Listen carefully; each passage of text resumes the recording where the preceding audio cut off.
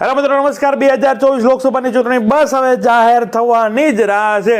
ભારતીય જનતા પાર્ટીએ પ્રથમ યાદીમાં 15 ઉમેદવારના નામ જાહેર કર્યા છે, જ્યારે 11 ઉમેદવારના નામ હજુ બાકી છે. તો એ જ 11 ઉમેદવારના નામ પર આજે આપણે ચર્ચા કરવી છે. એક સાથે 11 ઉમેદવાર જે હવે લગભગ નક્કી માનવામાં આવે છે એવા નામની છે એ ચર્ચા કરવી છે.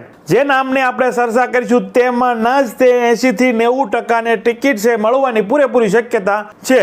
સાથે કોંગ્રેસ પાર્ટીના પણ 4 ઉમેદવાર જે કન્ફર્મ માનવામાં આવે છે, ટેલિફોનિક જાણ કરવામાં આવી છે, તેની પણ વાત આપણે આ વિડીયોમાં છે એ કરવાની છે. તો બસ તમને વધારે રાહ નથી જોવી. જે સીટની તમે વાટ જોઈને બેઠા છો, જે ઉમેદવારની તમે રાહ જોઈને બેઠા છો, એનું પણ નામ આ લિસ્ટમાં છે એ હોઈ શકે છે. તો અમારી ચેનલમાં ભારત મારા ગુજરાતમાં જે બી ઘટનાઓ ઘટતી હોય તેને સરળ ભાષામાં સમજાવતા હોઈએ છીએ. આવા ને આવા વિડીયો જોવા માટે અમારી ચેનલને તમે સબસ્ક્રાઇબ કરી શકો છો. બાજુનું બેલ આઇકન છે તેને ઓલ સિલેક્ટ કરો, જેથી કરી અમારો વિડીયો અપલોડ થાય તરત જ તમને નોટિફિકેશન મળી જાય.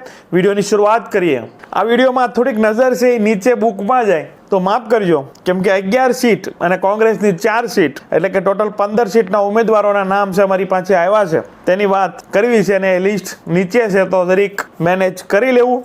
તો પ્રથમ સીટ આપણે અમદાવાદ પૂર્વની વાત કરીએ, જેમાં ગુજરાત સરકારના પૂર્વ ગૃહમંત્રી રહી ચૂકેલા 2 ગૃહમંત્રી વચ્ચે છે ટિકિટની લડાઈ ચાલી રહી છે.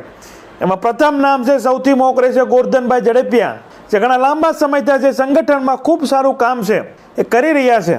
અને બીજું નામ છે પ્રદીપસિંહ જાડેજા, તેને પણ ટિકિટની દાવેદારી કરી છે. જોવાનું છે ભારતીય જનતા પાર્ટી છે આ બંનેમાંથી કોને ટિકિટ આપે છે. ત્યારબાદ સુરત લોકસભા, જે અગાઉથી જ ભારતીય જનતા પાર્ટીએ જાહેર કરી છે કે ત્યાં મૂળ સુરતીને ટિકિટ આપવામાં આવશે અને લગભગ સુરતમાંથી છે મહિલા ઉમેદવારને જ ટિકિટ આપવામાં આવશે. જેમાં પહેલેથી હું કહેતો આવું છું કે ઝંખનાબેન પટેલ જે 84 વિધાનસભા સીટ પર ઘણા લાંબા સમયથી ધારાસભ્ય રહ્યા હતા અને ભારતીય જનતા પાર્ટીના કહેવાથી ગત ચૂંટણીમાં ઝંખનાબેન પટેલને છે એ સીટ મૂકવી પડી હતી અને પૂરા ગુજરાતમાં છે એ સૌથી વધારે ટોપ 3માં છે એ લીડ લાવતી સીટ છે એ 84 વિધાનસભા હતી. ત્યાંથી ઝંખનાબેન પટેલની ટિકિટ છે કાપવામાં આવી હતી. ત્યારથી છે એ ચર્ચા થઈ રહી હતી કે આવનાર લોકસભામાં છે સુરત સીટ પરથી જે ઝંખનાબેન પટેલને છે ટિકિટ મળી શકે છે. સૌથી આગળ સુરતમાં ઝંખનાબેન પટેલનું નામ છે એ ચાલી રહ્યું છે. ત્યારબાદ હેમાલીબેન બોગાવાલા જે પણ મહિલા છે તેને પણ મળી શકે છે. બાદમાં છે મહેસાણા લોકસભાની સીટ, જ્યાંથી નીતિન પટેલે દાવેદારી કરી. બાદમાં છે એ ભારતીય જનતા પાર્ટીએ કહ્યું કે નીતિનભાઈ તમે જ તમારા મુખે છે મીડિયા સમક્ષ કે સોશિયલ મીડિયામાં છે એ વાત જણાવી જો કે હું અહીંયા લડવાનો નથી. એટલે નીતિન પટેલનું છે નામ છે એ એના જ મુખે છે એ કમી કરાવી નાખ્યું. ઈચ્છા તો હતી એટલે અહીંયા છે રજની પટેલનું નામ છે એ કન્ફર્મ માનવામાં આવી રહ્યું છે, કેમ કે રજની પટેલે એવી કોઈ સોશિયલ મીડિયામાં વાત કરી નથી, જે સાયલેન્ટ છે. અને ભારતીય જનતા પાર્ટીએ પણ એને કહ્યું નથી કે તમે પણ જાણ કરી દો. તો રજની પટેલનું નામ છે એ મહેસાણા સીટ ઉપર કન્ફર્મ માનવામાં આવે છે. અને જો કોઈ મહિલા ઉમેદવાર આવે તો જયશ્રી પટેલનો ચાન્સ છે એ લાગી શકે છે. ત્યારબાદ છે વલસાડ લોકસભાની સીટ, જ્યાં છે કેસી પટેલને ટિકિટ હોવાની પૂરી શક્યતા છે. જો મહિલા ઉમેદવાર ઉતારવામાં આવે તો છે એ ઉષાબેન પટેલને પણ ટિકિટ મળી શકે છે. ત્યારબાદ જુનાગઢ લોકસભાની સીટ પર ખૂબ જ કોકડું ઘૂસવાયું છે. રાજેશ ચુડાસમાને રિપીટ કરવા માટે ખૂબ જ જુનાગઢમાંથી છે ઉગ્ર માંગ થઈ રહી છે. સોશિયલ મીડિયામાં, ટ્વિટરમાં છે હેશટેગ પણ ચાલી રહ્યા છે કે રાજેશ ચુડાસમા રિપીટ. તો ત્યાં છે રાજેશ ચુડાસમા સિવાય કોળી સમાજના અન્ય નામ છે એ કટ થઈ ગયા હોય અને પટેલ સમાજના જ્યોતિબેન વાસાણીનું નામ પણ હાલ ચર્ચામાં છે. સાથે નવું નામ છે નિલેશ ધુલેસિયા. અને જો આ જૂનાગઢની સીટ છે રાજેશ ચુડાસમાને કાપે છે અને કોળી સમાજને જ આપી છે અને મહિલાને આપવાની થાય તો જૂનાગઢ સીટ ઉપર છે પરસોત્તમભાઈ સોલંકીના દીકરી દીપુબેન બાંભણિયાને છે ટિકિટ મળી શકે છે. જૂનાગઢમાં છે કોકડું ખૂબ ઘૂસવાયેલું છે. સામે કોંગ્રેસમાંથી છે વિમલ ચુડાસમા નહીં અને પૂંજા વંશ પણ નહીં. અને મારા ખ્યાલ પણ મારી ભૂલ ન થતી હોય તો હીરાભાઈ જોટવા તે છે કોંગ્રેસમાંથી લડી શકે છે, જેના કારણે ભાજપમાં છે કોકડું ગૂંચવાયું છે. એવી જ રીતે કોળી સમાજ પ્રભાવિત સીટ સુરેન્દ્રનગર, ત્યાં પણ મજબૂત ઉમેદવાર છે મળી રહ્યા નથી.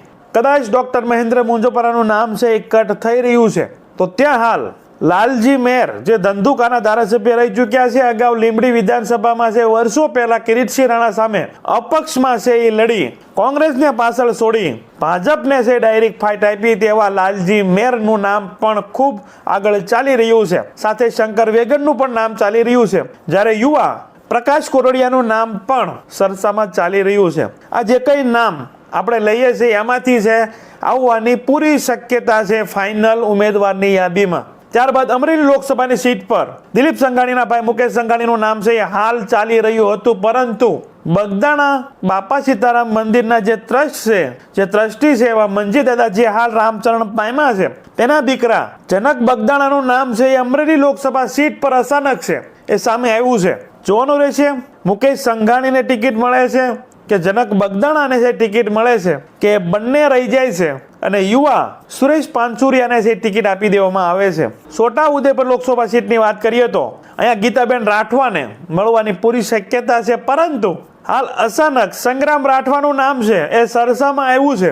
હાલમાં સંગ્રામ રાઠવાના પિતાની સાથે છે આ સંગ્રામ રાઠવા છે ભારતીય જનતા પાર્ટીમાં જોડાયા છે, તો એને પણ છોટાઉદેપુર લોકસભા સીટ પર જે ટિકિટ મળી શકે છે. સાથે ઉપેન્દ્ર રાઠવાનું પણ નામ આ રેસમાં છે જોવા મળી રહ્યું છે. ત્યારબાદ વડોદરા લોકસભા સીટ પર રંજનબેન ભટ્ટનું રિપીટ થવું છે લગભગ નક્કી માનવામાં આવી રહ્યું છે. સાબરકાંઠા લોકસભા સીટ પર દીપસિંહ રાઠવા છે, લગભગ નક્કી જ છે કે એને રિપીટ કરવામાં આવશે. અને અંતે ભાવનગર લોકસભા સીટની વાત કરીએ, એ સીટની આપણે ઘણી ચર્ચા છે એ કરી છે, તો હાલ હવે જે નામ તમને હું આપી રહ્યો છું એ નામમાંથી છે કન્ફર્મ છે એ ઉમેદવાર છે ભારતીય જનતા પાર્ટીનો ભાવનગર લોકસભા સીટનો છે ઉમેદવાર હશે. ભાવનગર લોકસભા સીટ પર મહિલા ઉમેદવારને ટિકિટ આપવામાં આવશે એવું કન્ફર્મ માનવામાં આવી રહ્યું છે, જેમાં ભારતીય જનતા પાર્ટી ભાવનગર શહેર સંગઠન છે એ નીમુબેન બાંભણિયાનું નામ છે આગળ ધરી રહ્યું છે અને નીમુબેન બાંભણિયા છે હાલ ખૂબ આગળ ચાલી રહ્યા છે. ત્યારે ભારતીબેન શિયાળ જે રિપીટ થતા નથી તેના સમર્થકો છે એ તળાજાના ચંદ્રિકાબેન મેરનું નામ છે આગળ ધરી રહ્યા છે. એટલે નીમુબેન બાંભણિયા, ચંદ્રિકાબેન મેર, આરસી મકવાણા છે ભાવનગર ભાજપના પ્રમુખ છે, તેના પત્ની ભાવનાબેન મકવાણાનું નામ પણ સરસામાં છે, પણ આરસી મકવાણા હાલ પ્રમુખ છે જેના કારણે છે એની શક્યતા ખૂબ ઓછી છે. તો લગભગ નીમુબેન બાંભણિયા છે એ કન્ફર્મ માનવામાં આવે છે હાલની સ્થિતિ પ્રમાણે.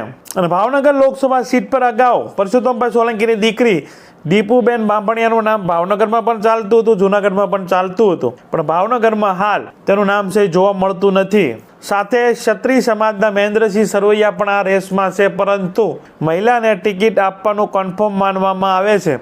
અને કોળી સમાજ પ્રભાવિત વિસ્તાર કે લોકસભાની સીટ છે માનવામાં આવે છે, જેના કારણે આ 3-4 ઉમેદવાર જ રહે છે, જેમાં નીમુબેન બાંભણિયા છે ખૂબ આગળ ચાલી રહ્યા છે. બાદમાં ભારતીબેન શિયાળના ખેમાના છે ચંદ્રિકાબેન મેરનું નામ પણ સામે આવી રહ્યું છે. ભાવનાબેન મકવાણાની શક્યતા ઓછી છે, એટલે કન્ફર્મ છે ભાવનગર લોકસભા સીટ પર છે નીમુબેન બાંભણિયાને ટિકિટ મળી શકે છે. તો હવે જોવાનું રહેશે કે આપણે જે કંઈ નામ આપ્યા છે એમાંના કેટલા નામ છે એ ભારતીય જનતા પાર્ટીના લિસ્ટમાં છે આવે છે. તો અમારી ચેનલમાં ભારતમાં અને ગુજરાતમાં જે બી ઘટનાઓ ઘટતી છે તેને સરળ ભાષામાં સમજાવતા હોઈએ છીએ. આવા નવા વિડીયો જોવા માટે અમારી ચેનલને તમે સબસ્ક્રાઇબ કરી શકો છો. બાજુનું બેલ આઇકન છે તેને ઓલ સિલેક્ટ કરો, જેથી કરી અમારો વિડીયો અપલોડ થાય તરત જ તમને નોટિફિકેશન મળી જાય. Thank you. નેક્સ્ટ વિડીયોમાં મળીએ.